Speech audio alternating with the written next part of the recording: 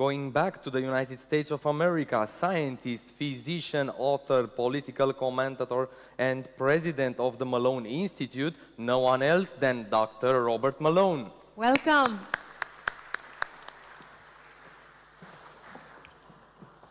I come here today to praise nationalism and the diversity of nations as laboratories for innovation and adaptation to changing conditions. There are many lessons that we can learn from the COVID crisis, but one of the key ones has to do with what is globalism. We toss this term around, we never seem to define it. It's as if it's an amorphous beast we can't put our hands around. Globalism is central planning. Romania understands central planning. The former residents of the Soviet Union understand central planning. We understand the harm that comes from central planning, from bureaucrats determining our future, making decisions about how a nation state, an economy, a people should adapt to changing conditions. Central planning is also associated with cultural homogenization, the drive to create one culture, which is basically driven, in the current case, by intentional destruction of diversity to reduce economic friction. This globalization thrust is basically to support the agenda of transnational globalist organizations, particularly corporations, in their cooperative relationships with large transnational governmental organizations. This public-private cooperation has a name. The name was given by Benito Mussolini. We know this name. The name is fascism. We should call it what it is.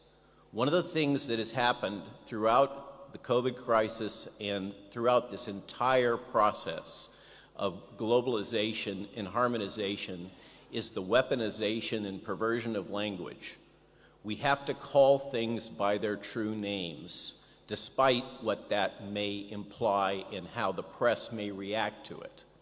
We are not far right, we are center right. The truth is that our opponents have become far left, but we allow press and corporate media to redefine language and demonize us as far right. But the truth is that they are the radicals. They are the far left. We have to refuse to allow them to capture and pervert our language. We must take it back. Language controls thought. It controls how we structure our understanding of the world. The principle of subsidiarity demands decentralization. The ultimate component of a decentralized, adaptive world is the family.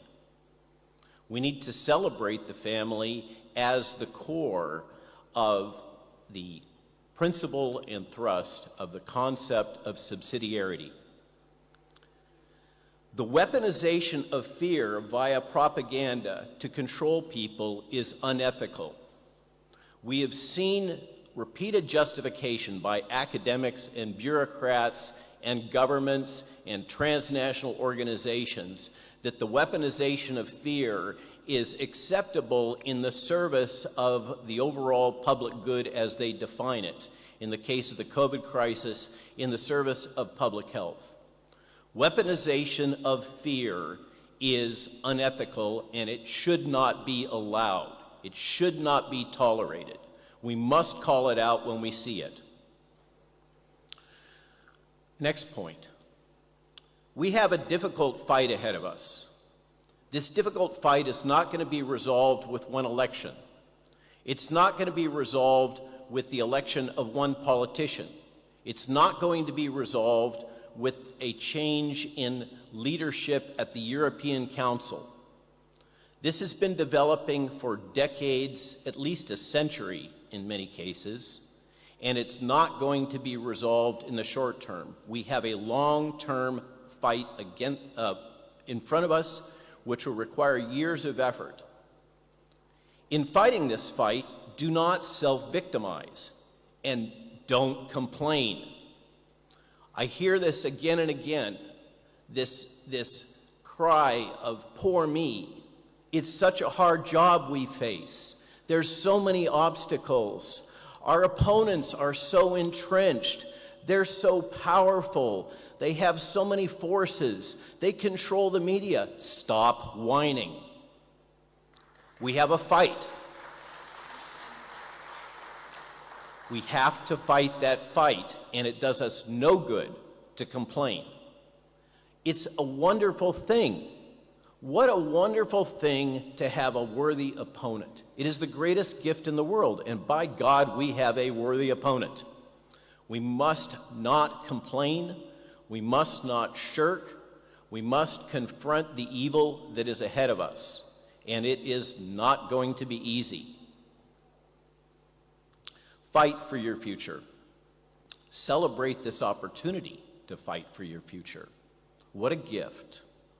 What a gift to have an opportunity at this point in time to make a difference. Celebrate it. Social media developed by the US and enhanced by the UK intellectual community has been developed as a weapon by the intelligence community. Make no mistake, social media as we know it, Facebook, Twitter as it was formerly embodied, all of these social media tools are weapons. They are psychological warfare weapons. They were designed as weapons. They were designed and deployed in Arab Spring as weapons in order to facilitate regime change. Now, the shock came when Nigel Farage and his group caused Brexit. And that shock was further enhanced when Mr. Trump became President Trump. And suddenly, the United States intelligence community and the State Department and all the infrastructure that they control and exert efforts over and control over Europe woke up and recognized that they had a problem. And that problem now extends to the populist movement here, which we represent as center-right conservatives. And that challenge now represents an existential threat to NATO itself. Because if Europe wakes up to the techno-totalitarianism that is being imposed from Brussels, and it begins to exert and recognize the value of the independent nation state, there is a perceived risk by the US State Department and intelligence community that the European Union, that structure that has been created to hold a Europe together, will dissolve. It will fragment. And if that fragments, NATO will fragment. And if NATO fragments, then the United States foreign policy establishment believes that they will find themselves at a significant disadvantage in an increasingly multilateral world. And that has resulted in a response from the US intelligence community and State Department, in which they feel justified to employ virtually any method in order to enforce and maintain the current status quo. Recognize that this is the case. I am not advocating for the dissolution of the European Union or the dissolution of NATO. I'm reporting to you that this is the perception of the American and the Five Eyes intelligence community, and they will do anything to avoid this consequence. They believe in a utilitarian model that anything goes in order to defend the current world order and the plans for the future that have been established. As a consequence, Psychological warfare technology is being deployed by governments. This is technology that was developed for offshore combat. NATO refers to this as a central tenet in its current plans. It calls it hybrid warfare. Psychological warfare technology, this advanced tech, is being deployed by governments and globalists on common citizens now because of the existential threat to the European Union and the perceived existential threat to NATO and the need to maintain consensus by controlling all information in an increasingly multilateral world. In response to the threat of China, Russia, the rise of the Middle East, the fall of the petrodollar, there is the perception that it is necessary and adequate, acceptable, to deploy psychological warfare technology on your citizens. I argue this is fundamentally unethical. Psychological warfare technology, as it is currently being deployed and has been developed, can completely control all aspects of information which you receive, what you think, what you feel, what you hear. In a world in which governments feel acceptable to deploy psychological warfare technology on their citizens, the concept of individual and national sovereignty becomes completely obsolete. We can argue about whether or not in-person voting or remote ballots or long periods allowing voting is enabling for voter fraud. It is completely irrelevant in the face of modern psychological warfare technology when it's deployed on your citizens. When everything that they hear, feel, think, believe is being controlled through this tech, through social media, through established media, through all messaging, then the nuance of voting is completely irrelevant. Again, this is unethical. This is a breach of human rights. Humans have the right to access information in a democracy. This is fundamental to the social contract. How can we have a social contract when the citizens of nation states are not allowed the information to make informed decisions? That's where we're at right now, and it's justified because of the fear of this existential crisis. And this is evil. As far as I'm concerned, this is a major breach of human ethics. We're disrespecting the ability of individuals to act as sovereign beings. Furthermore, the deployment of propaganda and censorship blocks innovation and adaptation to change. Cultures cannot adapt, they cannot innovate if they don't have access to full, diverse, accurate information. This is the most important thing of all. We will become stagnant. Do we have examples of this type of stagnation? What happens when information is completely controlled? Romania knows the answer. The former Soviet Union knows the answer.